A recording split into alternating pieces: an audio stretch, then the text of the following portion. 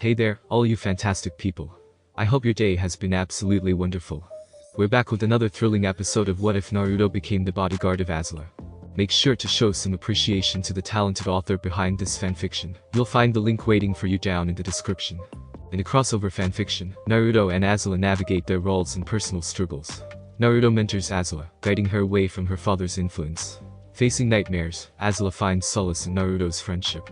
As their paths intertwine, they confront their pasts, aiming to shape a brighter future in a war-torn world. If you're loving this mind-bending what if, don't hold back, drop a comment and share your thoughts. And while you're at it, don't miss out on exploring the other captivating what ifs available on this channel. Alright, without further ado, let's kick off this video and dive into this exciting journey. Location: Azula's group. Are we there yet? Ty Lee asked out loud. They had been walking up a staircase carved into the mountain, and it seemed like forever since they had been at the base. Yes we're there, Azula answered.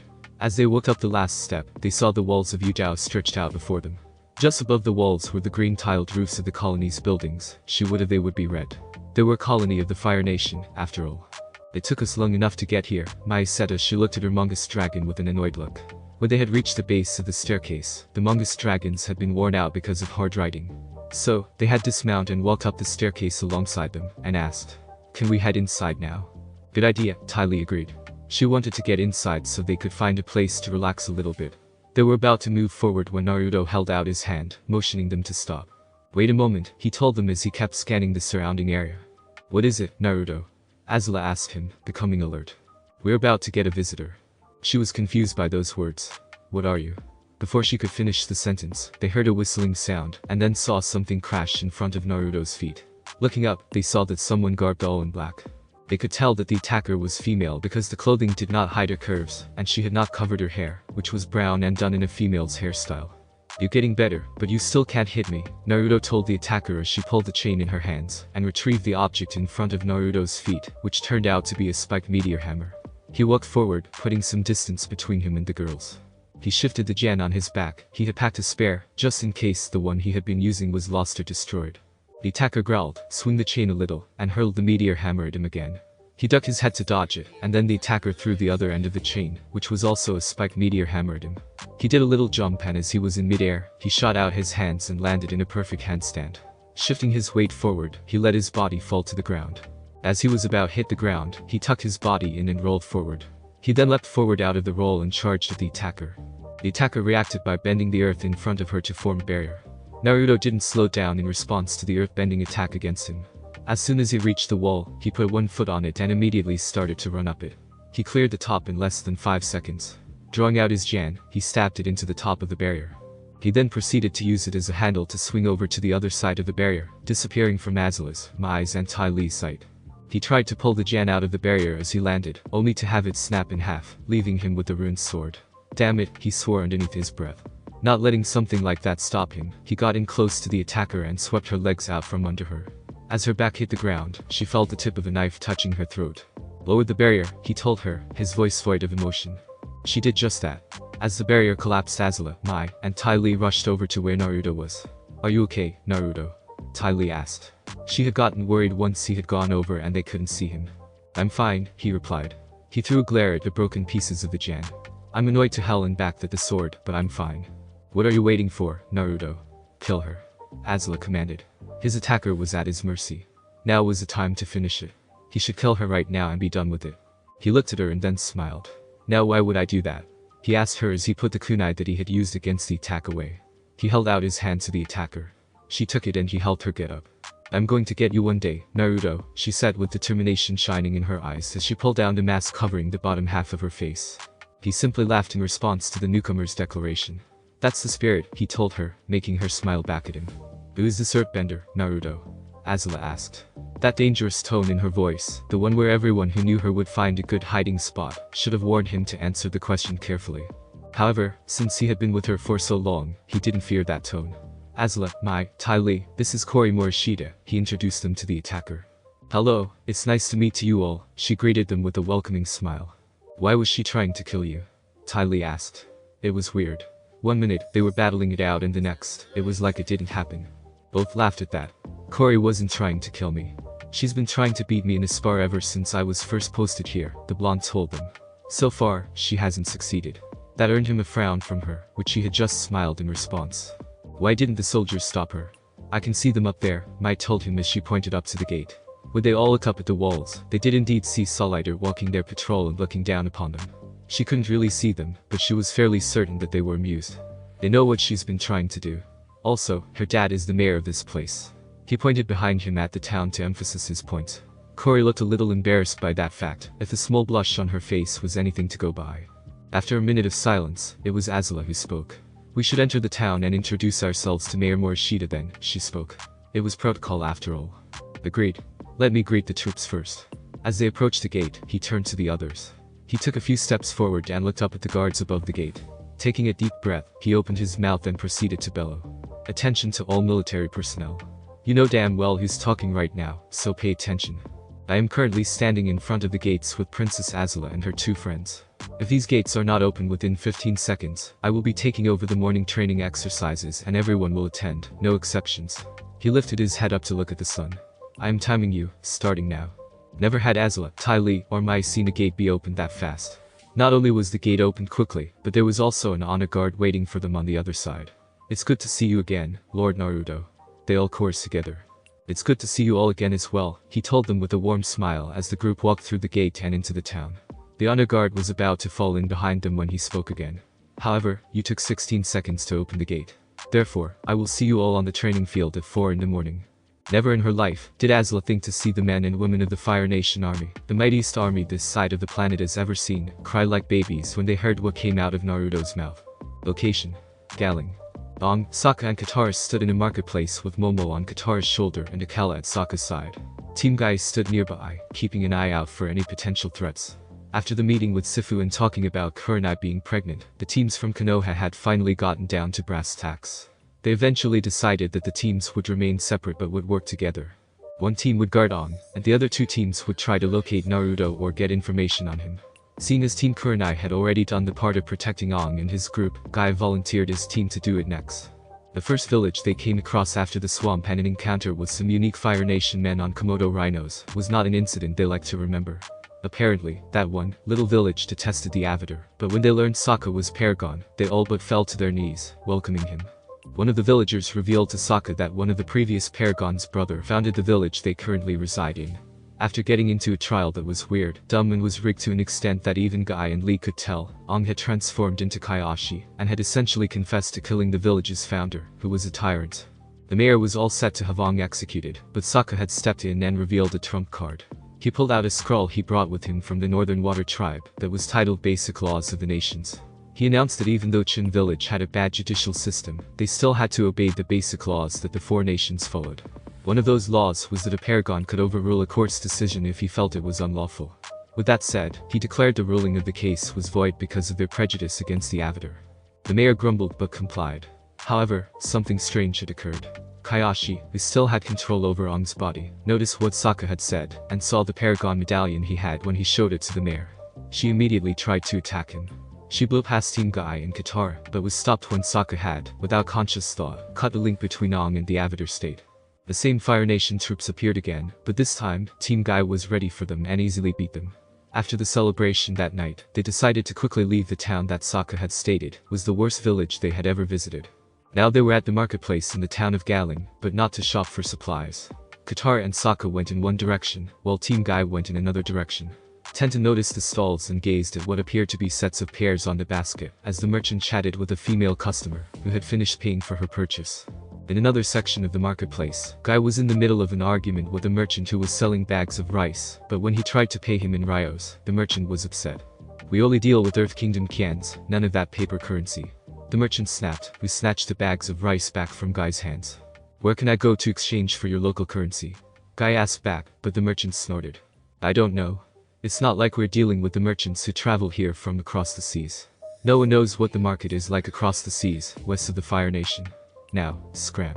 He turned his attention back towards the other customers who grumbled about waiting too long to buy their portions of rice. On a different area of the marketplace, Katara and Sokka looked around and looked at what appeared to be an expensive green bag with a strap. She looked at bag, before turning her head towards Sokka, who was also looking at the bag. It's pricey, but I really do like it, Sokka said. He was currently conflicted in whether buying the bag or not. Then you should get it, Katara told him. You deserve something nice. I do, don't I? He rhetorically asked her. But no, it's too expensive. I should. Alright then don't. She walked away with Aang behind her. He was about to follow when he changed his mind and got the bag. The Kala just rolled his eyes at Sokka's antics. Meanwhile Neji stood against the wall next to Lee. I can't believe he's agonizing over a simple bag, he muttered. It was completely ridiculous. But it's a bag with the most youthful shade of green, Lee told his teammate. Then he turned serious. Besides, would you rather go with Tenten when she discovers a weapons shop and learns about the sales on those things? The two of them shuddered at the memory of Tenten's last weapon shopping spree. The next time that happens, they were wearing body armor. Tenten noticed the shudder. You guys okay? She asked. We're fine, they answered in unison. Meanwhile, the guy had come up to Katara and Aang. Hey, do you kids like earthbending? You like throwing rocks? He handed them a small piece of paper. Then check out Master Yu's Earthbending Academy. As the man walked away, Aang looked at the paper. Look, there's a coupon on the back. The first is free. Who knows, this Master Yu could be the earthbending teacher you've been looking for, Katara told him as she and Sokka, bag in hand, also looked at the paper. Sokka turned his head to ask Team Guy what they thought, but when he saw the stony expressions on their faces, he decided not to. Location. Yu Dao. Corey, cried the mayor as his daughter entered the building's foyer, which had been done in subtle style. Not that anyone had been paying attention to it at that moment, with Azula's group behind her. Where have you been? You know that you had a meeting with the son from the Akatambo family today. The frown on his face was seen by everyone there.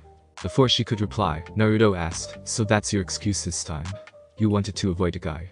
Corey's cheeks blushed with embarrassment. It wasn't like that, she told him. He replied, not believing a word of it. Naruto, is it you, my boy? Mr. Morishita asked as he recognized the person talking to his daughter. The frown on his face disappeared and was replaced with curiosity. He looked at the man, and casually waving his hand in greeting. Nice to see you again, Mayor Morishita.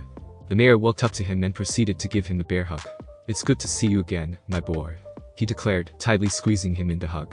Sir, I need air. Naruto wheezed out. He could feel the air in his lungs being squeezed out, and was finding it hard to take in more. The mayor realized what his hug was doing. Sorry. He apologized as he let go. Sir, there are days when I think you try to kill me with those hugs. The blonde told him as he gasped for air, silently glad to be able to breathe again. Nonsense. If I wanted to kill you, you would be dead, he replied. There was no pomposity or arrogance to his words. He genuinely believed that he could do it. After he got his breath back, he gave the mayor a mischievous smirk. Correct me if I'm wrong, sir, but isn't that what your wife said to you just before she asked you out on a date? He asked with an innocent expression that everyone knew was false. The mayor's face blanched. Why did I ever tell you that story? He said with a groan, covering his face with his hands. He still regretted having drinks with the blonde, even if it had been a while now. Before Naruto could continue, Corey interrupted the two of them, and pointed at the girls who accompanied Naruto. Father, we have guests. He brought his face out of his hands and looked at who was behind Naruto. Princess Azula. He exclaimed before bowing down before her. I am terribly sorry for ignoring you. That is, quite alright, she told him, trying not to be insulting to him. These two friends of mine are Ty Lee and Mai. She introduced the two girls at her side with a wave of her hand. Hi. Ty Lee chirped. Mai just gave a wave of her hand in greeting. My family is honored to have you in our house, Princess, the mayor told Azula. Yes, I saw that when your daughter tried to attack my bodyguard, she replied. She was still annoyed at what she had seen, and not just from the fight the two had. Hey, he saw me coming, Corey protested. Naruto always seemed to know when she was about to attack. She had tried to figure out how he did that at one point, but gave up when she couldn't find a good answer. Quiet, little girl, the adults are speaking, the princess told her, trying to keep her quiet. I'm older than you are. I am 16. She fired back. Naruto could see that things were not going well between the two. We should probably go and unpack the Mungus dragons. I'll head back outside and start the process. Corey, do you want to come along? She nodded in agreement, after throwing a smug look at Azula that she thought he hadn't seen. He knew it probably would have been better to take Azula, but she had to inquire about the state of affairs in Yu Dao, as was protocol. And he also wanted to catch up with Corey. As the two of them turned for the door behind them, Ty Lee spoke, curious about Naruto's adventure in the city. Mr. Mayor, what did Naruto do when he was assigned here? Why do you even care? Mai asked in a bored tone. If you ask me, I think you're the one who has a crush on Naruto, not Azula. Azula glared at Mai, who simply shrugged.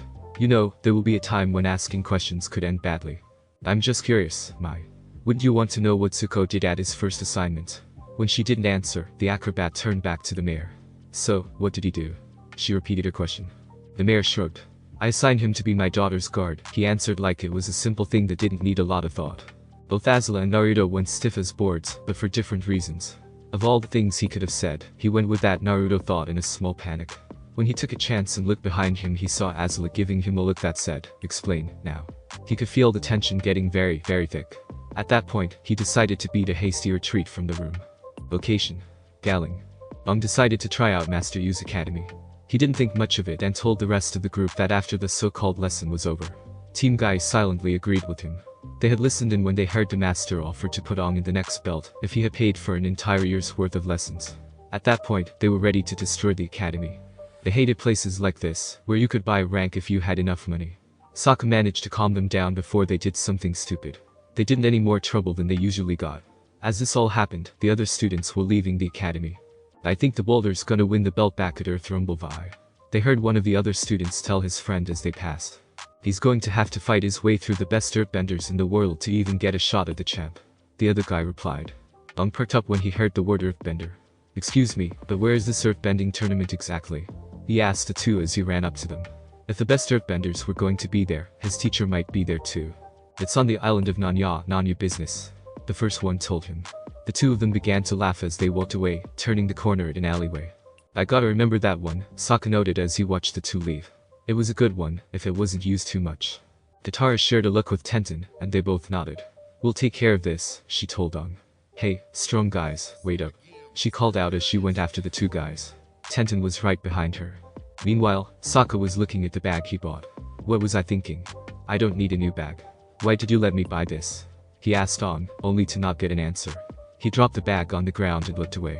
Momo had been sitting on Sokka's shoulder up until that point. He jumped into the bag and proceeded to get comfy. As Momo did this, Akela watched him, and as he did, he began to smile. Sokka looked back and noticed what he was doing. "Akela, we had this talk. You can't eat the flying lemur." By this time, Katara and Tenten were running back to the group. "You ready to find an earthbending teacher?" Katara asked. "We're going to Earth Rumble Vi." "How do you get them to tell you?" Aang asked. He would have thought that those two boys would have kept the information to themselves. "The girl has her ways," Tenten simply stated, tossing a kunai. The rest of her team shared a knowing look between them.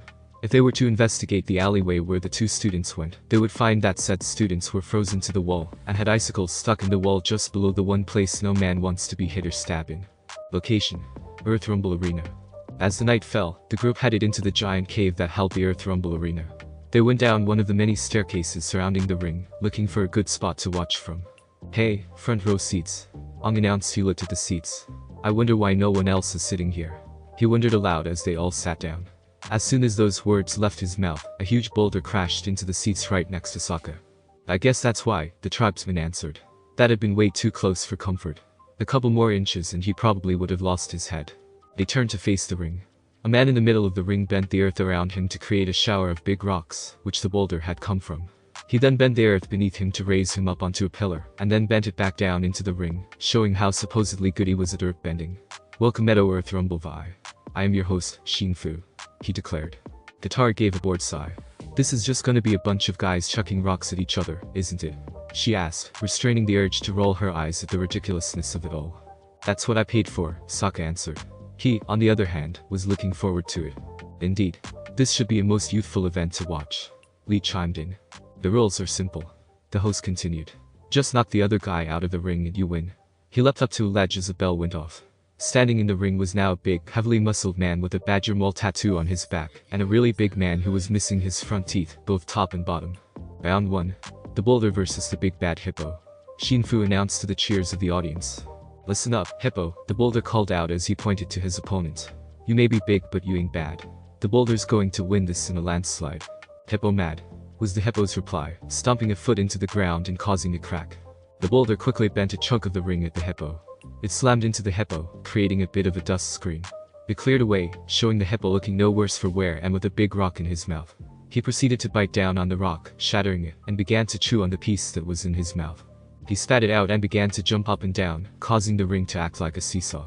"Unbelievable, ladies and gentlemen," announced Shinfu. "The hippo is rocking the boat." The boulder staggered back across the ring and almost fell off. To save himself, he bent a flat piece of rock out of the side of the ring to balance himself. Grabbing hold of the piece, he whipped his body forward and hurled the piece of rock at the hippo. The hippo turned to glare at the boulder, who jumped away from the edge. The boulder got into a stance and slowly but surely bent the ground beneath the hippo upwards. It caught the hippo by surprise, and the boulder used that to hurl the rock, with the hippo on it, out of the ring. The boulder wins, Shinfu announced. The boulder drank in the applause of the crowd, proud to have won. How about the boulder? Katara suggested to Aang, looking at him. He's got some good moves. She didn't know much about earthbending, but he looked pretty competent. I don't know, Aang replied, feeling uneasy about the earthbender. Yumi said I need a teacher who listens to the earth. He's just listening to his big muscles. He looked over at Sokka. What do you think, Sokka? I think we should keep watching. But the boulder is looking like a good candidate, Sokka answered, as they couldn't be picky about their options regarding teachers. Then he noticed Aang and Katara giving him a weird look. What? Well, you gave your opinion in calm manner and with an analytical eye, his sister noted. Yeah, it's really not like you, Aang told him. What? Were you expecting me to be on my feet and cheering like a hardcore fan that had lost his mind? He asked the two of them. Yes, they answered. They were certain that was what he would have done. But instead, he gave a calm and reasoned reply. It wasn't like him. Don't worry, Lee's about to take care of that. He pointed to the spandex-wearing shinobi, who was staring down at the ring intently. Tenten looked at her teammate. You alright, Lee? She asked. This is so, Lee muttered before standing up with tears flowing freely from his eyes. It's so very, very youthful. Oh, how I wish could be an earthbender, that way I could join this most youthful competition. Would you calm down? You're attracting attention. Neji hissed, pulling his teammate back down to his seat. Other people nearby were looking at them strangely. After they had finally managed to get Lee to calm down, the matches continued, and the boulder dominated. He went through all his opponents like they were nothing. The Fire Nation man, the Gopher, the Gecko, and the Headhunter, all were easily beaten by the boulder. Finally, the lights in the cave had dimmed, save the one shining on the Earth Kingdom emblem in the middle of the ring. Now, the moment you've all been waiting for, Shinfu said to the quiet audience. The boulder versus your champion, the Blind Bandit. A light shined down upon a girl in a green shirt and pants with a white tunic over them, and a studded belt around her waist.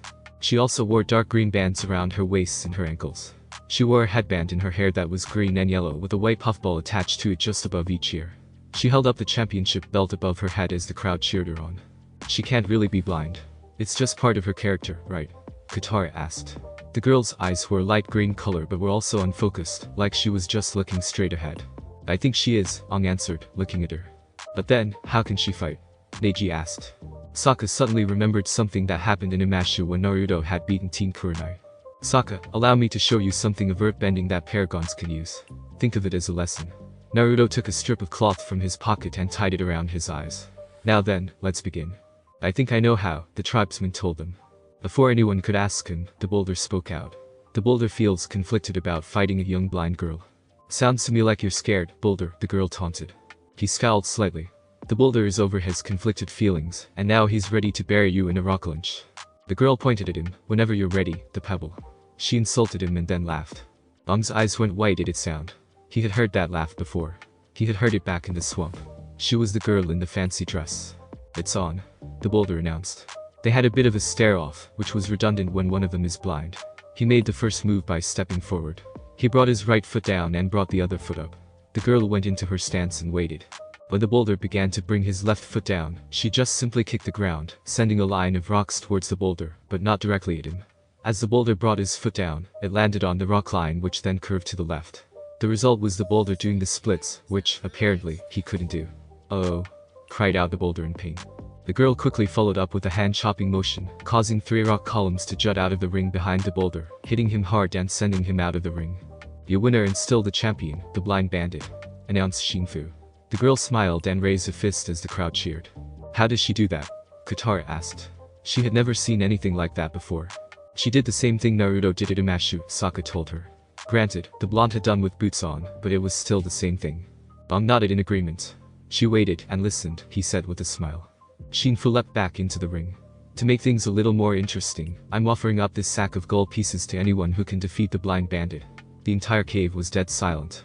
"What, no one dares to face her?" Shinfu demanded. He wasn't surprised. No one really wanted to fight her. She was the champion, after all. "I will," voice ranged out. Shinfu turned to where the voice was coming from, and saw Aang coming up the steps and into the ring. He didn't say anything. He just leapt to his ledge. The girl looked in Aang's general direction. "Do people really want to see 2 little girls fighting out here?" she taunted. The audience responded to her taunt with an "oh" sound. "I don't really want to fight you. I want to talk to you," Aang told her. He took a step forward and she smirked. She bent the ground beneath Aang to form into a column that jutted out of the ground. Aang leapt off the column and landed off to the side. Someone's a little light on his feet, the girl stated as she swerved to his general direction. What's your fighting name? The fancy dancer. Aang just grinned in response. The girl took advantage of that and tried to throw Aang off by shooting up the ground from underneath him. Aang just leapt forward off the rock. The girl had a small look of confusion on her face. Where'd you go? She said to herself. Aang landed a good distance behind her. Please, wait. He begged of her. There you are. She turned around, bent a chunk of rock out of the ground, and hurled it at Aang. He responded by bending the air into two streams, one deflecting the rock and the other sending her out of the ring. That move shocked everyone in the arena. While the crowd was cheering, Aang went after the girl who was leaving the arena. Please listen. He pleaded. I need an earthbending teacher, and I think it's supposed to be you. The girl continued to walk away. Whoever you are, just leave me alone. She opened a hole in the wall, walked through it and closed it just before Aang reached her. As the group got the winnings and Sokka took the belt, he remained downcast. He might have won the fight, but he might have just lost his teacher. And he didn't even know who she actually was. Location: Yu Dao. It was 6 in the morning, and Azula was feeling irritated. She didn't know why she felt irritated. She was a princess, and a princess never gets irritated. Why am I so frustrated? She asked out loud as she paced around the room she was given. Hearing footsteps, she turned to look at the door and saw her two friends there. Do you really want that answered? Mai asked as she leaned against the doorframe. Ty Lee stood just outside against the wall. What is it? She asked, deciding to change the subject. She wanted a distraction. Mai shrugged. She wanted to ask you something. She pointed to Ty Lee, who bounced forward. You want to go see Naruto train the soldiers? She asked with a grin. I think they're done with the warm-ups and the run. She wiggled her eyebrows suggestively. She wanted to see Naruto train, torture, the soldiers, that much was true. But she also wanted to see if they would get sweaty and take off articles of clothing. Azula looked at her for a minute. Fine, she finally answered. She wanted a distraction, now she had one. Ty Lee's grin got even bigger. She grabbed both Azula's and Mai's hands and charged off. The training grounds were in a small valley that was next to Yu Dao. It had once been a part of the city itself, but had been destroyed by a fire more than 100 years ago. That day was always remembered as a tragedy for Yu Dao, for the number of lives lost in the fire. If one knew where to look, they could find scars of that fire's destruction. It was circular in shape, having practice fields for both weapons training and firebending. It had two entrances, one led back to Yu Dao, and the other led into a trail that split into two separate directions. However, if someone went in one direction, they would eventually come out through the other one. It was used for exercise runs and for punishment. If a soldier were punished, they had run several laps on the trail under time limit. If you knew where to look, just near the entrance to Yu Dao was a path that led up to a ledge that encircled the training grounds. How did you find this? Azula asked as they made their way to the top of the ledge. Somebody told me, Ty Lee replied. They crept to an edge that had a natural barrier. If they knelt, no one would notice that they were there. Why am I even here? Mai wondered. Because you were bored, that's why, Ty Lee told her with a smile. She just rolled her eyes in response. Shush. Here they come. Azula hissed to them. Sure enough, the soldiers were coming in through the trail entrance with Naruto in the lead. As soon as they hit the practice fields, they stopped and all but collapsed. Well now, wasn't that refreshing? Naruto asked them. The large amount of people behind him just groaned. Oh, come on, it wasn't that bad. You call doing 40 laps on that trail with weights after an hour and half of push-ups, sit-ups and an eye, know what else not bad? One of the men, who looked to be an officer judging by his armor, demanded. Naruto just looked at the person, who looked to be a year or two older than him. You green, aren't you? He asked. His question confused the officer. He's fresh out of the military academy, Lord Naruto. This is his first posting, one of the foot soldiers replied. Ah. Well, that says a lot. He looked at the officer. What's your name, boy? The officer was enraged. My proper rank is lieutenant, and you address me as such. I asked you for your name, not your rank, Naruto told him, keeping his voice calm and leveled. What's your name? My name, you damn peasant, is something you will never hear, the officer said with a sneer. The rest of the soldiers there, including the older officers, now knew that he was screwed. Naruto did not even look outraged at being told off. I'm a damn peasant, am I? He asked, raising an eyebrow in question. He's going to get now. Ty Lee whispered gleefully. It seemed like all but the young officers, who apparently shared the same belief about Naruto. Yes, you are a peasant who does not know how to talk to his elders or betters. I don't know why the foot soldiers think you're a lord, but they are obviously mistaken.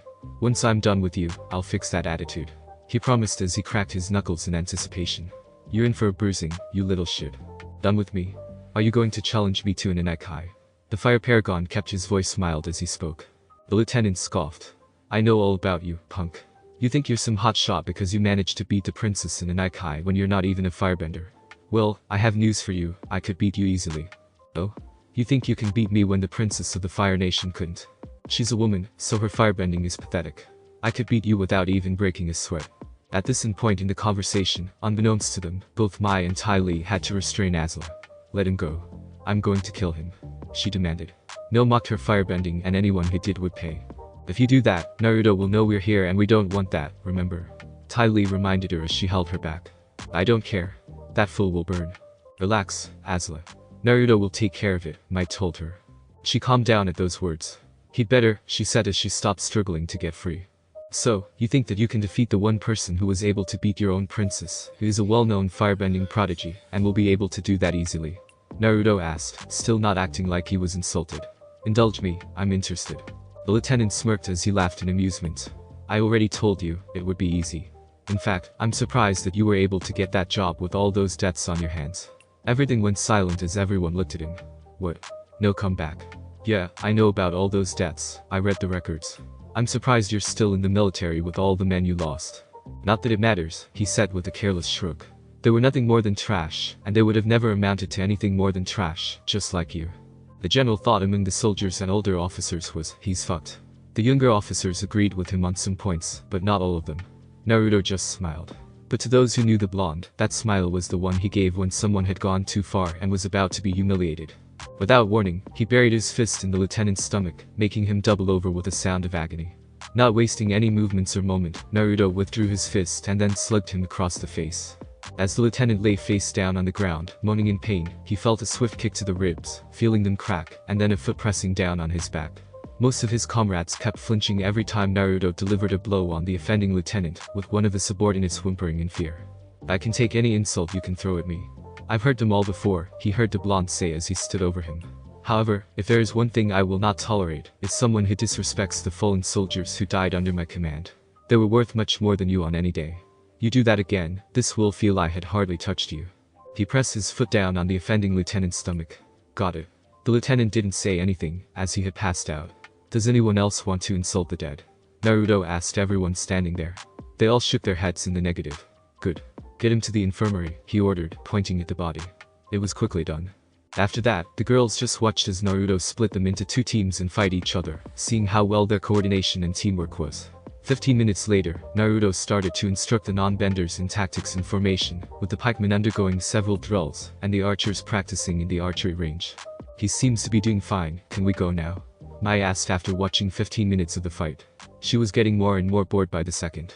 Yes. Azula said as she watched one soldier get knocked out. They made their way quietly down the ledge. Ty Lee was disappointed that Naruto chose to spend the rest of the morning with the soldiers. They headed back down to the entrance to Yu Dao. As they came down, they saw someone else heading back to Yu Dao. Who's that? Ty Lee asked. The person turned around, noticed them, and began to run. Azula reacted quickly by leaping at the person, making the both of them fall to the ground. Who are you?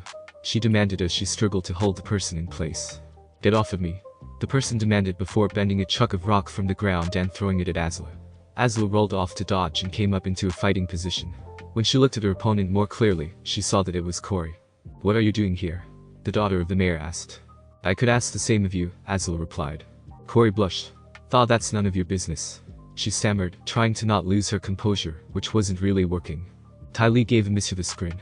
You were watching the guys, weren't you? You were watching them get all hot and sweaty and hoping they take off their shirts, so you look at their bodies. She had wanted to see the same, but she wasn't going to say that aloud. No, I wasn't. Yes, you were, the acrobat said in a sing-song voice. No, I was not. Would you stop lying? You were right there, Mai told her. Alright, fine. She stated. I was there to watch the guys, okay? She turned around to walk away. I'm going back to the village, goodbye. She wanted to get out of there before things got worse. You didn't come here to watch the guys, you came to look a guy, didn't you? Azula demanded, making her stop. So? What's it to you? She asked without even turning to look at the Fire Nation princess. You were watching Naruto. She glared at the older girl with jealousy in her eyes. So what if I was watching him? I love him. Kori stated, finally turning to look at her. She just stood there with a shocked look. You what? She asked. She couldn't believe she had just heard those words. I love him, I love Naruto. He is my bodyguard. She shouted, and she would be damned if she was going to lose him to her. He was my bodyguard first and he actually cares about me. She snarled. She wanted to attack the girl in front of her. But she knew that wouldn't be a very good idea. Get out of my sight. Corey simply turned back around and headed back to Yu Dao. Azula? Asked Ty Lee. Are you okay? The look on her friend's face was full of anger and rage. I'm fine, why do you ask? She growled as she stared at Corey's back, wishing that she could just send a lightning bolt through it. Probably because that was the first time that we have ever seen someone who wanted the same thing as you, Might told her. As far as she could tell, that had never happened before. She threw a glare back at the two of them. I'm going back to Yu Dao, she told them. She wasn't going to let that girl anywhere near her bodyguard. As they watched her leave, Mai looked at Ty Lee. She's taking it well. Ty Lee nodded in agreement. So far, nothing had been set on fire. I just wondered how long it will be until she confronts Naruto. You know she's a little possessive of him. Yeah, I remember what happened. Last autumn, a noble's daughter had offered Naruto the job of being her bodyguard right in front of Azula during a formal party. He declined. Angry at being denied, something that had never happened to her, she made some non-too-subtle questions about his IQ, and whether Azula had found him in a kennel or just off the streets. Azula challenged her to an Ikai on the spot. After that, she had to be treated for second-degree burns all over her body. It would have been third degree, had Naruto not stopped Azula and told her to calm down. Do you think Naruto knows? The acrobat asked. Mai looked at her friend. Knows what? About Corey. Mai began to walk back to Yu Dao. She wanted to make Azula didn't set anything on fire. If he doesn't already know, he'll find out soon. Ty Lee followed her. If they had stayed a little longer, they would have heard someone sneezing and a chorus of voices saying "And I bless you, Lord Naruto." Location: Galing. The group headed down a street to the Earthbending Academy. I gotta admit, now I'm really glad I bought this bag, Sokka told them as they walked. It matches the belt perfectly. The championship belt of Earth Rumble was now fastened securely round his waist. I cannot believe he can say that, Neji said. But he is right, Lee told him. Even he could see it. Yosh. Lee is most correct, Guy announced stated. That is a big relief, Katara deadpanned. She couldn't believe they were actually talking about that. If we want to find the Blind Bandit, Aang said. The Earthbending Academy is a good place to start. As they walked through the entrance of the academy, they saw the two same boys from before doing an exercise. The two looked up. Oh great, we have to deal with you again, said the first one. Katara threw a glare and Tenten reached for her holster. The two guys yelped and flinched back. Yeah, I didn't think so, Katara said smugly. Nicely done, Sokka complimented. The Kella barked in agreement. Hey, you the kid who beat the Blind Bandit. The second boy said, pointing at Aang. We need to talk to her, Aang told them. Do you guys know where she is? The Blind Bandit's a mystery, she shows up to fight and then disappears. The first boy said. Let me handle this, Katara told a downcast Aang. She went up to the second boy. You're not telling us everything. No, I swear it's true. No one where she goes or who she really is. That's because we're asking about the wrong person, Aang realized. In my vision, I saw a girl in a white dress with a pet flying boar. Know anybody like that? He asked the two boys. Well, a flying boar is the symbol of the Bifeng family. They're the richest people in town, probably the whole world, the first boy told them. I know a few Hyuga elders who would deny that kind of statement with a passion, Neji thought to himself. If it had been any other time, he might have let himself smirk. Yeah, but they don't have a daughter, the second boy chimed in. Flying boar is good enough for me. Let's check it out, Aang told them before heading out of the academy. Yeah, you'd better leave, the first boy whispered. Hey.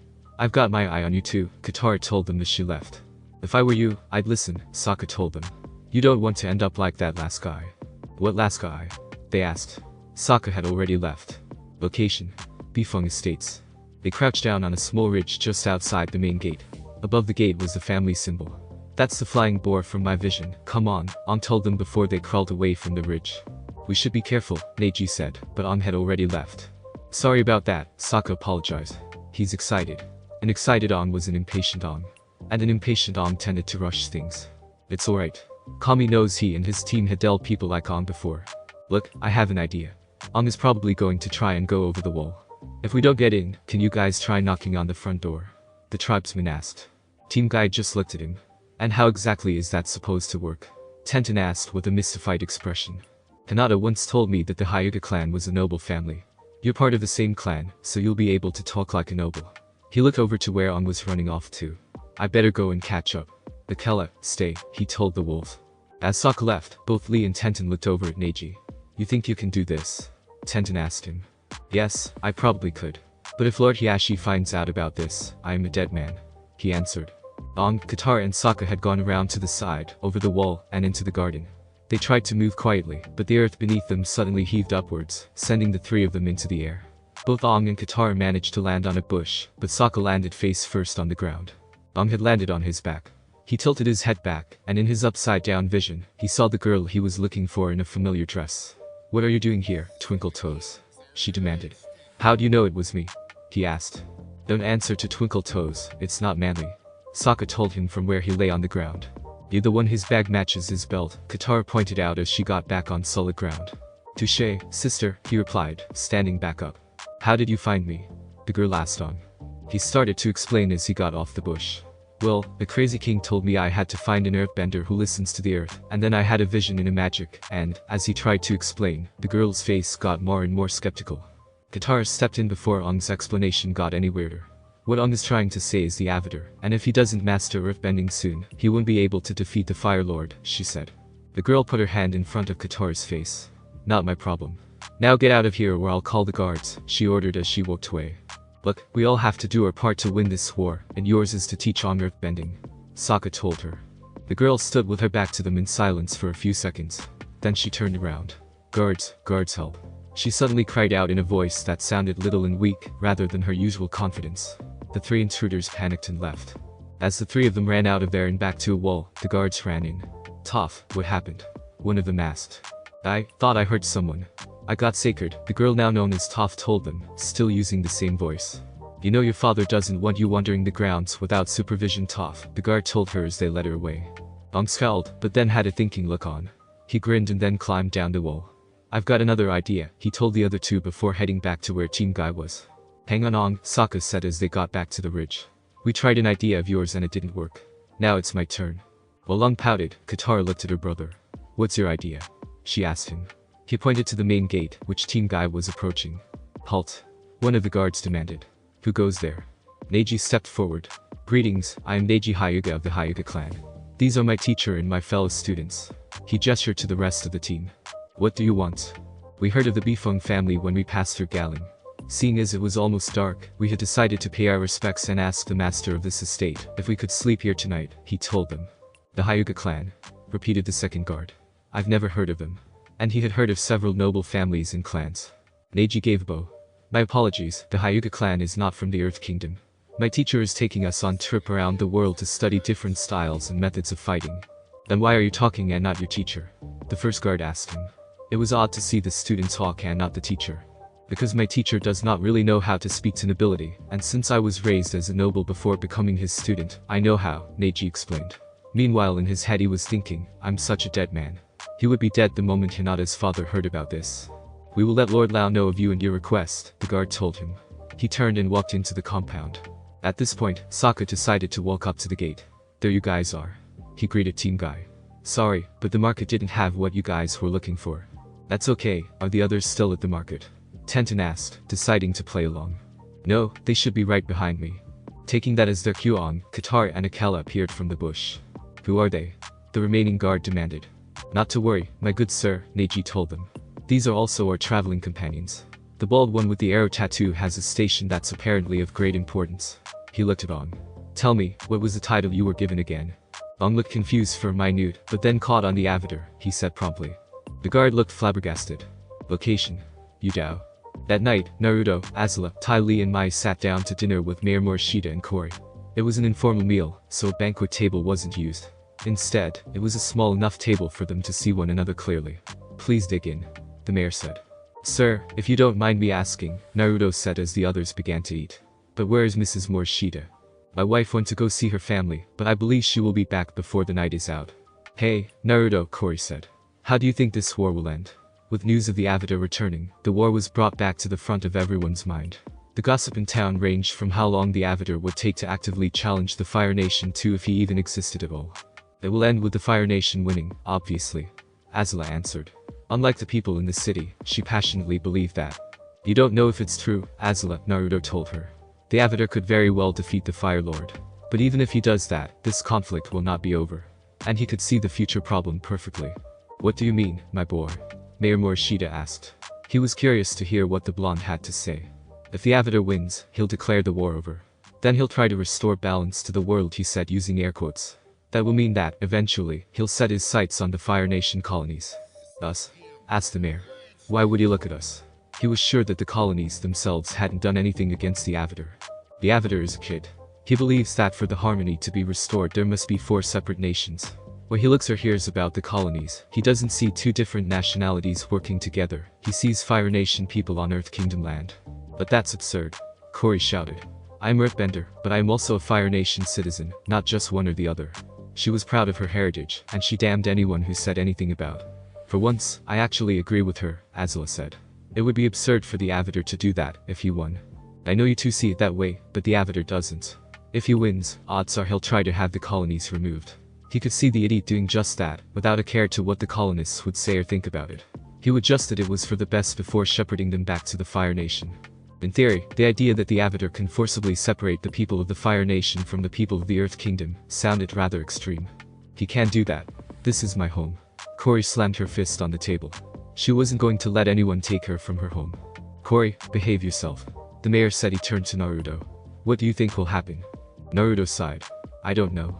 A lot of things can happen, and a lot of factors can change.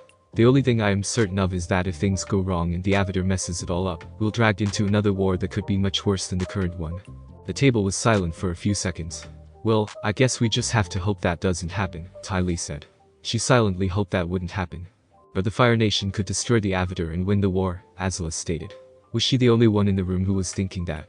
He seemed pretty confident that the Fire Nation will achieve victory, Corey commented. Everything went still as the 2 girls looked at one another.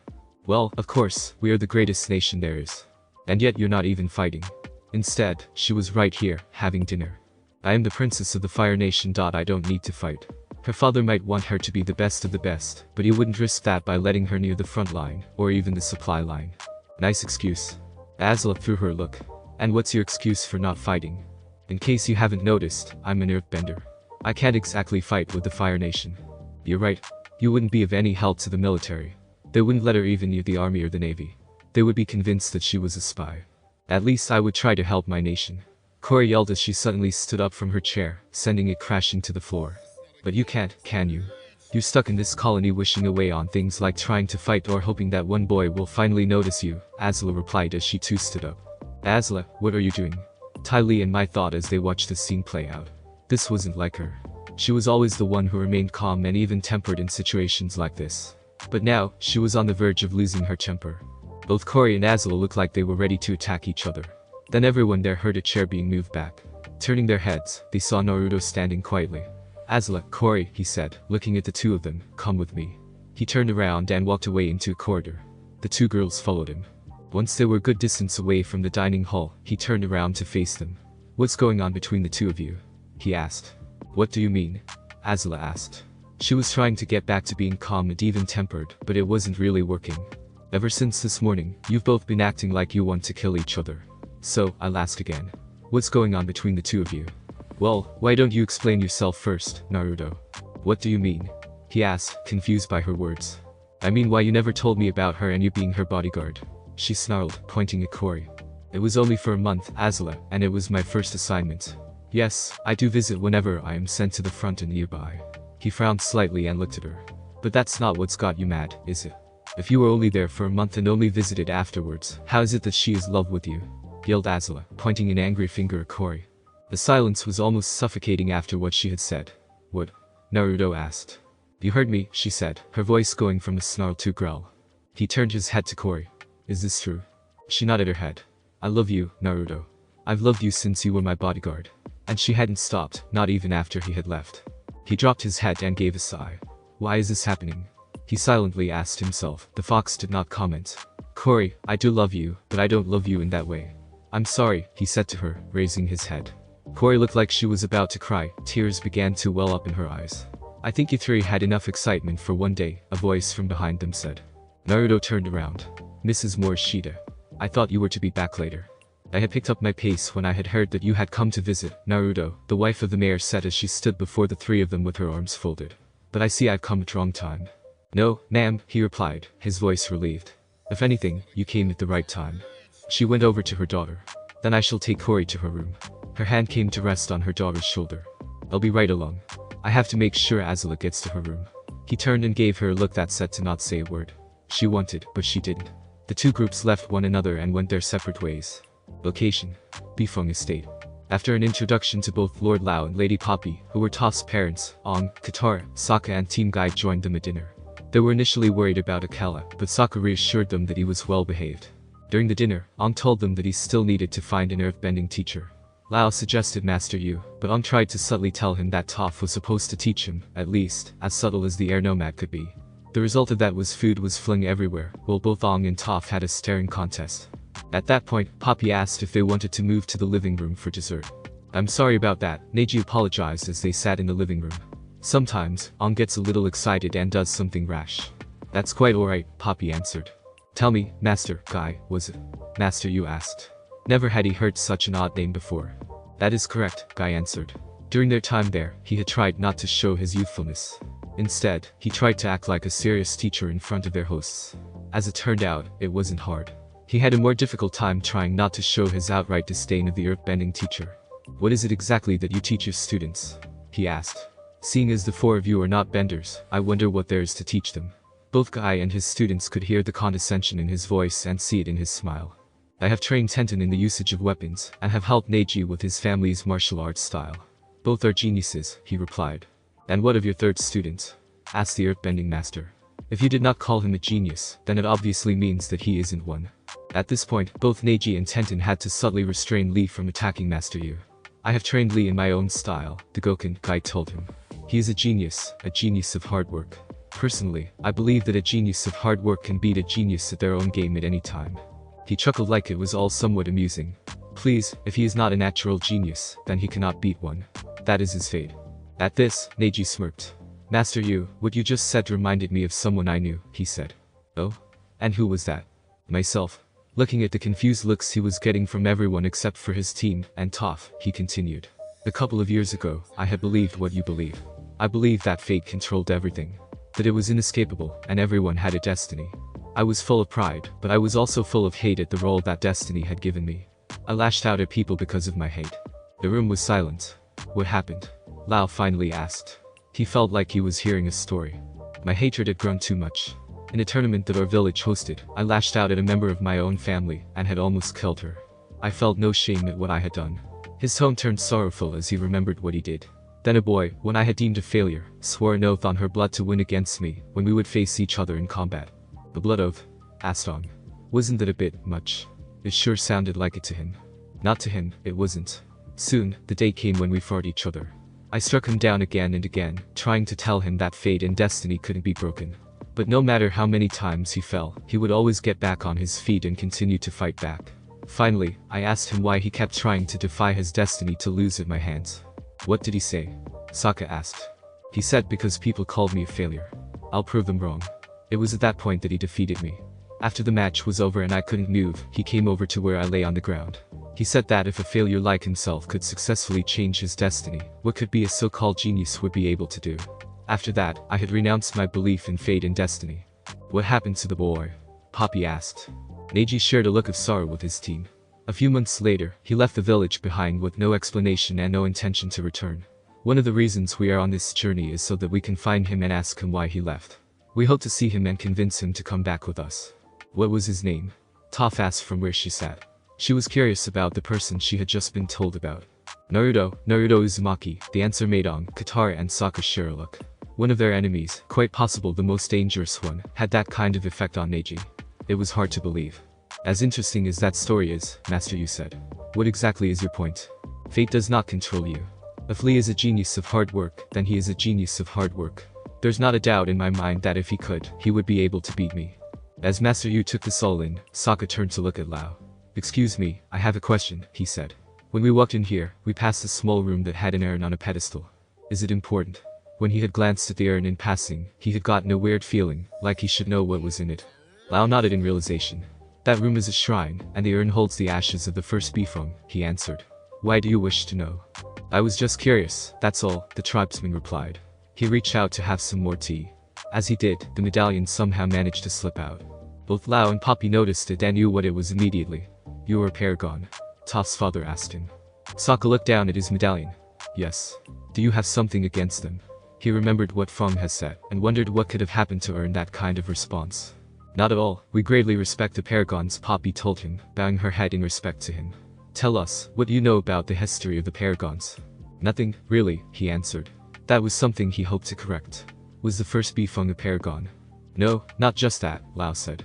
According to the family history, our ancestor was the first Paragon of the Earth Kingdom. Both Aang's and Sokka's eyes went white at those words. So, your ancestor was there at the beginning, the Paragon of the Water Tribe said, almost to himself. Lao simply nodded. Do you know why the Paragons were created? Aang asked. This time, Poppy shook her head. I'm sorry, but no. Although the history of the Paragons is as long as the history of the Avatar, the facts about why they were created have been lost. The silence in the room was almost deafening. Perhaps it's time we all went to sleep, she suggested. Everyone agreed with her. Later on in the room they were given, Aang was bidding Appa good night, while Katara sat on the bed, and Sokka sat against it with Akela at his side, while Momo sat in the bag. Team Guy had been given a separate room, one close to the one they were in. Hearing almost silent footsteps walking to their door, Aang turned around and saw Toph leaning against the doorframe. He gave a small cry of panic and went into an airbending stance. Relax, Toph told him. Look, I'm sorry about dinner. Let's call a truce, okay? Aang put his hands down. Follow me, she ordered. She left the room and he followed, silently telling Katara and Sokka that he would be fine. She led him out into the garden. While Aang walked on the bridge, she walked on raised edge of the bridge. Even though I was born blind, I never had a problem seeing, she explained. She jumped down to the ground. I see with earthbending, it's kinda like seeing with my feet. I feel the vibrations in the earth, and I can see where everything is, you, that tree, even those ants. Aang looked around for the ants that were mentioned until he finally saw them. That's amazing, he told her. My parents don't understand. They've always treated me like I was helpless, she said as they walked near the wall. Is that why you became the Blind Bandit?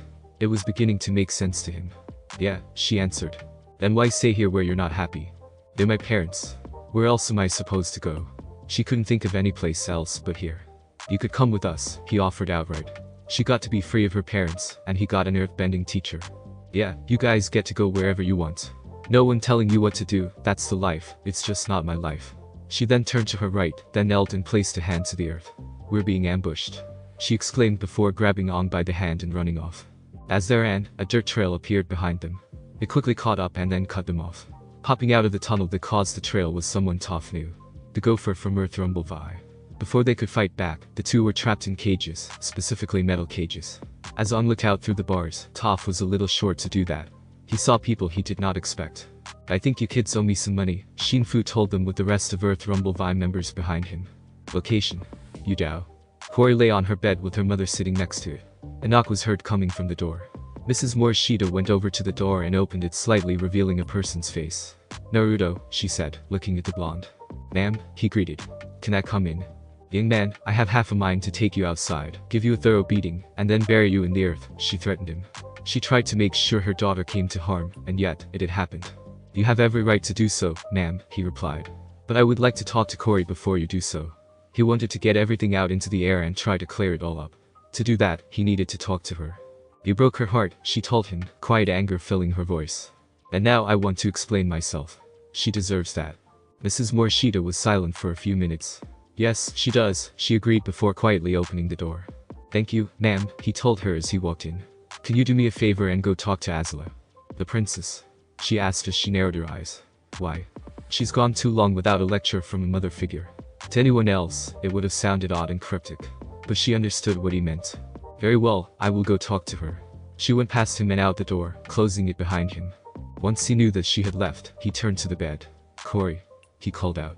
What do you want? Was the response he got. I wanted to talk to you. I don't want to talk to you. She sounded upset and stubborn. But he wasn't going to let that stop him. They needed this. Tough, I'm going to talk and you're going to listen, he replied with a firm voice. Why should I? She demanded as she took her face away from her pillow. He could see the tear stains on it and on her face. You need to hear what I have to say.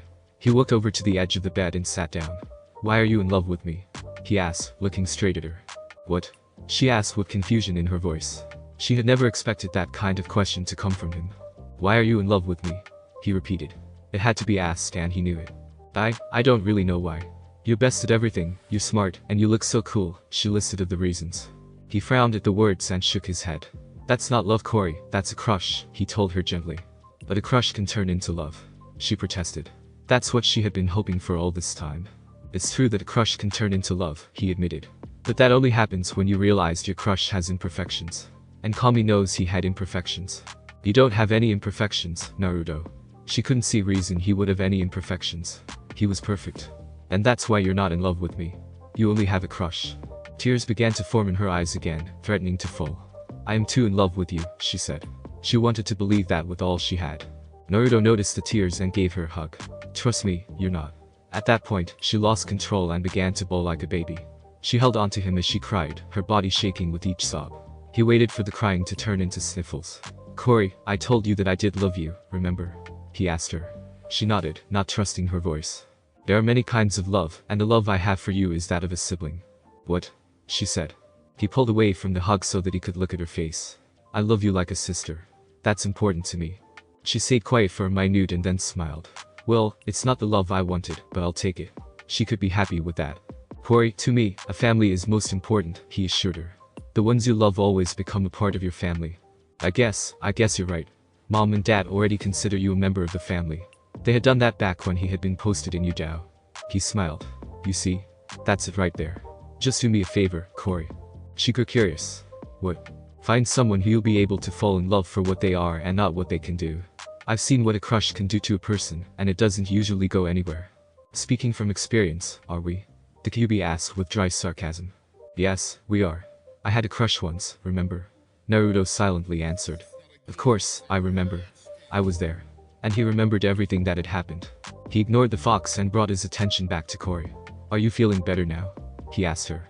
Yeah, she answered. The sadness was gone now, and she felt strangely happy. He got off the bed. That's good. He started to walk towards the door. Where are you going? He stopped and turned around to look at her. Now I'm going to go talk to Azula. Azula heard a knock on the door. Getting out of bed, she walked over to the door and opened it, revealing Mrs. Morishita. May I come in? The wife of Yu Dao's mayor asked her. Azula shrugged and stood to the side so that she could come in. What do you want? She asked. Mrs. Morishita turned around to face her. What is it exactly that you have against my daughter? She asked, her voice filled with a quiet and dangerous tone. She scoffed. Why would I have anything against your daughter? It sounded completely ridiculous. She was the princess of the Fire Nation. She does not become jealous of anyone. Maybe it's because she had something that you thought was yours and yours alone. Or maybe because she has something you don't. What could she have that I don't? I'm a princess, I have everything. Really? Asked Mrs. Morishita. Then where is your mother? Azula stiffened. Excuse me. She was certain she had heard what the mayor's wife had said. But she also didn't want to think she heard what she heard. You say you have everything. Where is your mother? She asked again. Why do you care? The princess growled. It wasn't her business. It wasn't anyone's business to pry into such matters. No mother would ever let their child turn out like this. Shut up, she ordered. She didn't want to hear this. Not from her. Not from anyone. They had not right to speak of it. If your mother let you turn out like this, she wasn't a very good mother, Mrs. Morishita stated with a severe frown on her face and strong disapproval in her voice. I said shut up. Azula yelled. What does it matter to you anyway? You're not my mother. Besides, she never cared about me. Zuko was her favorite. Zuko had always been her favorite. She never really cared about her. Not when she wanted it, to hear her say that she was loved. Nevertheless, she was your mother, and she did care about you, Mrs. Morishita told her. I have a question for you, young lady. If your mother saw how you acted today, what do you think she would say to you? She left Azula alone in her room, not waiting for an answer. While she just stood there, absorbing what she was told, Naruto appeared at the door. I take it Mrs. Morishita already talked to you? He asked as he walked in. Azula turned to face her bodyguard. Where were you? She demanded with anger in her voice. I went to talk to Corey. She gave an annoyed huff. Whatever. She turned her back to him and looked out the nearby window, or at least, pretended to. What's wrong, Azula? He asked her. They had to get this all out. And the only they would be able to do that was if they talked. She stood there silently for a few minutes, still pretending to look out the window. Finally, she turned back to face him. Why do you care so much about Corey? She asked him. She wanted to know why he did. Naruto had a mystified look on his face, like he was confused by her question, but decided to answer anyway. I was the first one to treat her like a normal person. She was visibly confused, so he continued. When I was first assigned here, everyone knew her as the mayor's daughter, not as Corey. She hated that, and so she kept constantly getting in trouble. The problem was that nobody would punish her for what she did. That sounded remarkably similar to what she had been like 3 years ago. So, what did you do? She asked. He smiled. The first time she got into trouble when I was her bodyguard, I made her do 20 laps on the trail, and she had to do it in 10 minutes. Every time she got into trouble, hard training was her punishment. She hated me for that. She had threatened to murder me almost every time she did laps. In response, I just told that she had to start over. Their parents let you do this? Azula asked. She was surprised, but she also knew that Naruto could be a hard taskmaster. He hadn't treated her any differently than the soldiers at the training field when he had been teaching her, which would have probably made her father very angry if he had been told. They told me that so long as I didn't kill her, I was fine, he answered. And so, every time she turned her frustration and anger at me, I trained her to the ground. That's all you did. You trained her. She almost found it hard for her to believe the mayor's daughter would fall in love with him just because of that. Why do you think she tried to attack me? She's been trying to beat me ever since I trained her. It's her way of trying to prove that my training worked. Of course, he thought that she didn't need to do that. But who was he to argue? Azula just stood there, reflecting on what he said. She then walked through the door and out into the corridor. She walked right past Tylee and Mai. Azula, where are you going? Naruto called out to her. To Korri's room, she called back. What for? Asked Tylee. I'm going to talk to her. As they watched her go down the corridor, Mai turned to the others. So, who's getting the fire flakes? She asked him. There was probably a fight waiting to happen, and they should try to get good seats. That's not funny, Mai, Naruto told her, disapproval in his voice. Do you see me laughing? She asked back in deadpan. Korri heard the knock on her door, making her look at it. Who is it? She called out. It's Azula. The voice of the Fire Nation princess said through the wood. May I come in? As you wish, she answered. Who was she to deny the princess of her country? Azula opened the door and walked into the room, stopping about a foot before the bed. What do you need? Korri asked her. I wanted to apologize, she said. She was almost embarrassed to say the words, but she had, and they were already out there. Korri looked at her. I'm sorry. The daughter of the mayor had not been expecting that kind of answer. I want to apologize for my behavior to you, she explained. As she spoke, she found the words were becoming easy to say, somewhat. Why? Azula stood silent for a minute. I was jealous of you. I had thought that Naruto was only my bodyguard. Then you appeared and practically tell me that he was yours as well. I was jealous and I took it out on you. She bowed her head. I'm sorry. It's okay. I know what you're talking about. Korri smiled. Naruto does that to you, doesn't he? Azula chuckled at that. Yes, he does. She gave Korri a long look. By the way, you can never tell anyone about me apologizing. If people found out, my reputation would be ruined. Yes, ma'am. She gave a mock salute, making the both of them laugh. You know, now that I think about it, it was Naruto's fault for making us act like that, Azula said after they stopped laughing. Korri thought about it. Yeah, you're right. The princess of the Fire Nation smirked. Want to get back at him for it. The daughter of Yu Dao's mayor smirked in return.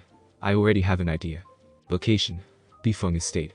Sokka stood in front of two very shallow craters in the ground, with Katara and Team Guy nearby, as well Lau, Poppy and Master nearby. Reaching down, he pulled out a dagger out of the ground. Attached to the dagger was a message. Whoever took Aang and Toph left this, he said as he held it out to Katara. She took the message of the weapon. If you want to see your daughter again, bring 500 gold pieces to the arena. She read aloud. It's signed Shinfu and the boulder. He looked at the message. You know, the boulder has got a nice autograph, he commented before noticing the looks Katara and Team Guy were giving him. Hey, I am just saying. Master Yu, Lau began. I need you to help me get my daughter back. We're going with you, Katara told him. We are indeed, Guy said. Poopy knelt in front of the craters. Poor Toph, she must be so scared. She said. Location. Earth Rumble Arena. You think you're so tough, why don't you come up here so I can smack that grin off your face? Toph told Shinfu. Both she and Aang were still in the cages, but were now held in the air by chains, over the ring. I'm not smiling, Shinfu replied. Instead, he was frowning. Toph, cried out a voice. Shinfu turned around and saw Lau, Master Yu, Katara, Sokka, Akela and Team Guy standing on the other side of the ring. Here's your money. Sokka announced, holding up a sack of money. Now let them go. He dropped the bag, and Master Yu bent it across the floor to Shinfu's feet. He picked up the bag and checked the contents. Once he was satisfied, he gave a signal, and Toph's cage was lowered. The boulder, who had standing close to Shinfu, opened the bottom, and Toph came out. She ran over to her father and they began to leave with Master Yu behind them. What about Aang? Katara demanded. Shinfu held up a wanted poster of Aang. I think the Fire Nation will pay a hefty price for the avatar, he told them. Now, get out of my ring. Akela gave an angry snarl and charged at Shinfu. Before he could even get close, the boulder stepped up and bent the ring to jut out a column beneath Akela, sending him up into the air with a yelp. Akela, cried Sokka. The boulder then bent a big chunk of rock out of the ring, and threw it at the airborne wolf. It hit him, sending him crashing to the floor in front of Sokka. The boulder did not come here to play with half-grown mongrels, he said in a bored voice. Katara quickly checked Akela. Thankfully, the injuries were not serious. Once he knew that, Sokka turned and glared at Shinfu and the boulder. You son of a half-grown, he reached for his boomerang, but the other members of Earth Rumble Vi appeared, severely outnumbering him. The boulder dares you to finish that comment, the boulder taunted him. Both Katara and Sokka stared at the group. Even with Team Guy beside them, they didn't know if they could take on that many earthbenders all at once. Go, I'll be okay, Aang told them. They turned and left the ring with Akela behind them, padding gingerly, as he didn't want to hurt himself anymore. They managed to reach the other group in the tunnel. Toph, there's too many of them. We need an earthbender, we need you. Katara told her, pleading with her. But Lao wasn't having any of it.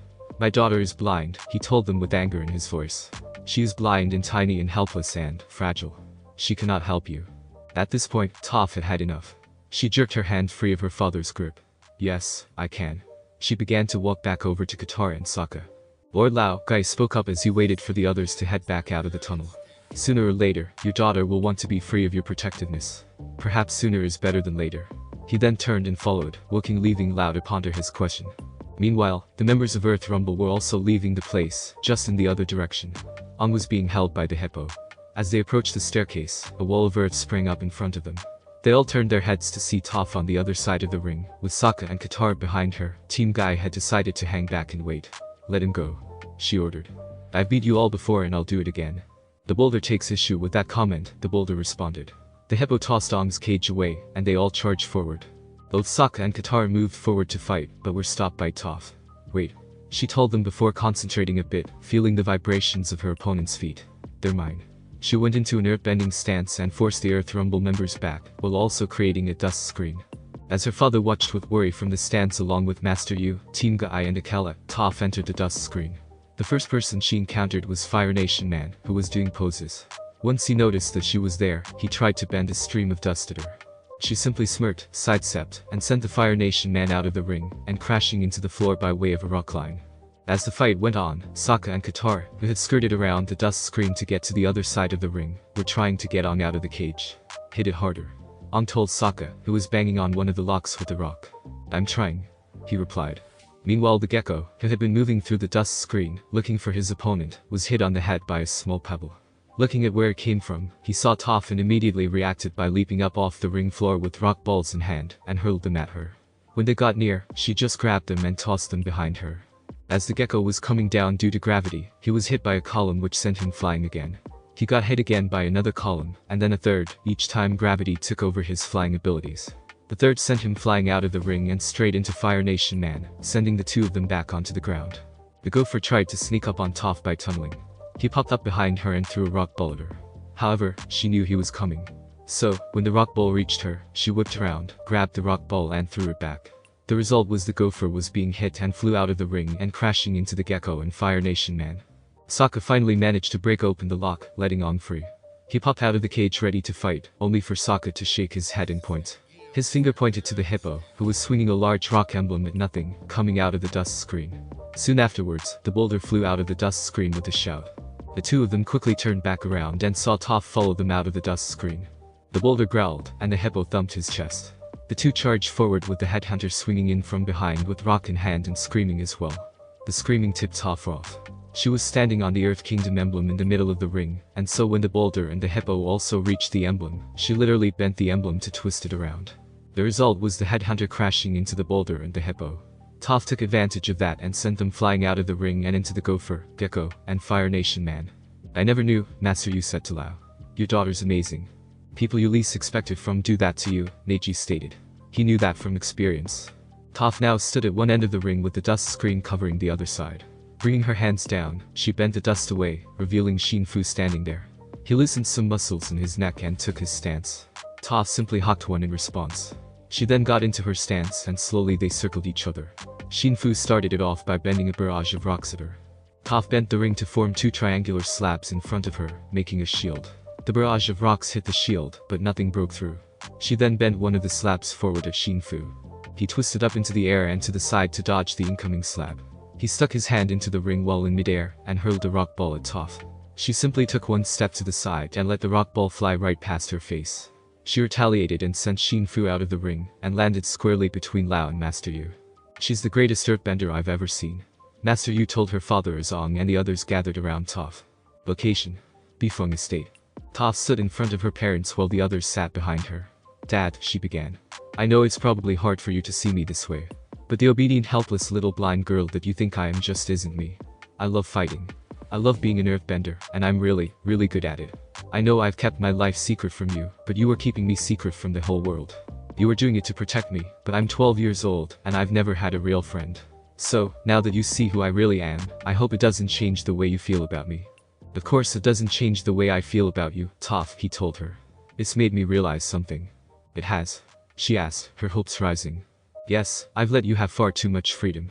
From now on you will be cared for and guarded 24 hours a day. He told her, his wife nodding in agreement. But Dad, protested Toph.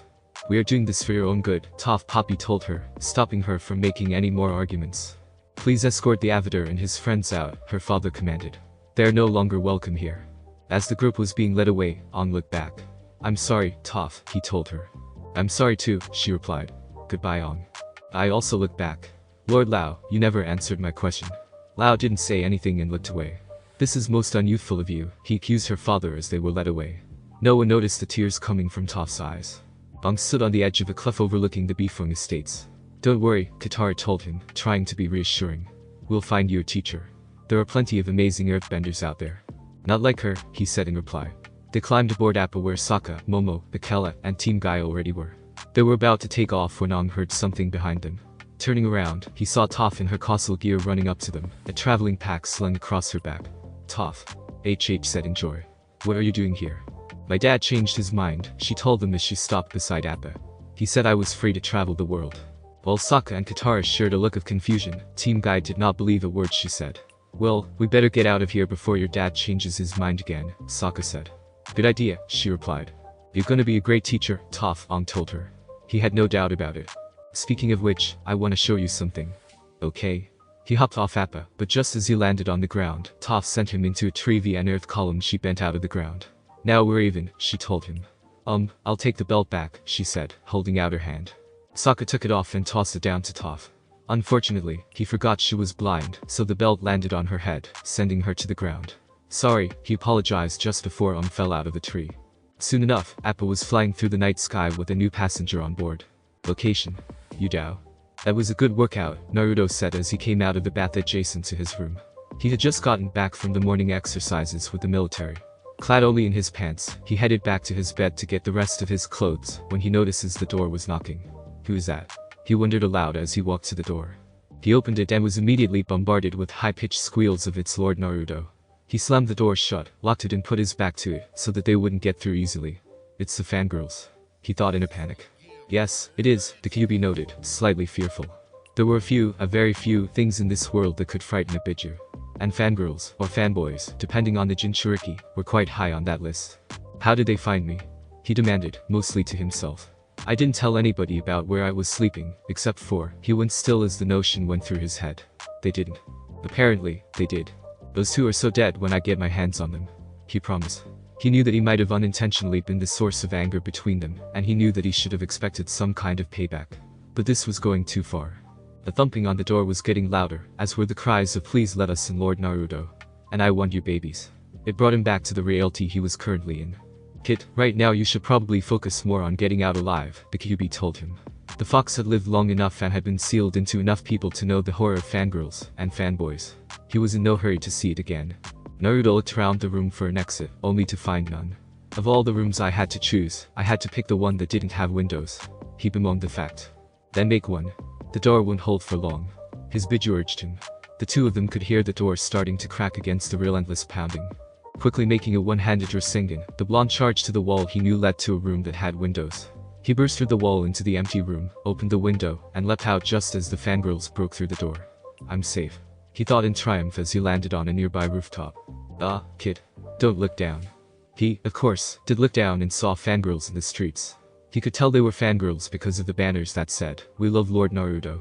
Dear Kami. How many are they? He wondered in fear and horror. Before the fox could answer his question, the window he had leapt from was filled with fangirls who looked like they could make the jump. That was when he remembered he was only wearing his pants. Lord Naruto. They cried, getting attention from the streets, which amplified the crime many times over. Suddenly, there were fangirls on the same rooftop as him. Aki, I just have one word of advice. Run. And so, Naruto did. He ran and the fangirls followed. If one had stayed behind and looked up, they would have seen 4 girls sitting on the edge of the roof of the mayor's house, eating fire flakes and happily watching the chores. Azula, Mai, Ty Lee, and Corey were sitting down at the table and were about to enjoy a light lunch. It had been about 5 hours since the fangirls had been set on Naruto. Since they didn't hear the fangirls celebrating in the streets, they had assumed that the blonde was able to get away. As they were about to start eating, the door to the dining room opened, and in came a fully clothed Naruto. That was not fun, he declared as he closed the door behind him and walked to the table. That was pure torture, wrapped in a blanket of insanity. What's the matter, Naruto? Didn't you enjoy your run? Azula asked, making the girls burst into giggling. Let's cut to the chase, shall we? He told them. Corey, Azula, I know it was the 2 of you who did this.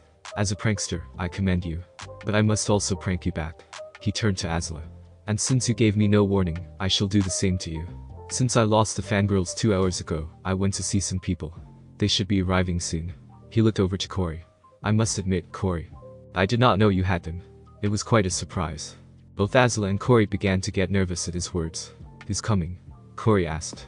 She was beginning to think that she and Azula should run for their lives. Soon they heard a knock on the door. I think that's for you too, he told them, before going back to the door and opening it. Here they are, he announced, holding the door wide open. Oddly enough, the area beyond the door somehow looked like a black void. It's Lady Corey and Lady Azula. They all heard come from beyond the door. Azula and Corey both knew that kind of voice. Fanboys. Cried the 2 of them in horror as the first came through the door and saw them. They ran to a nearby open window and jumped through it, not really knowing where it would, and not really caring. The fanboys soon chased after the 2 girls, coming through the door, and leaving through the window, leaving the dining room empty except for Naruto, Mai, and Ty Lee. Naruto? Asked Ty Lee.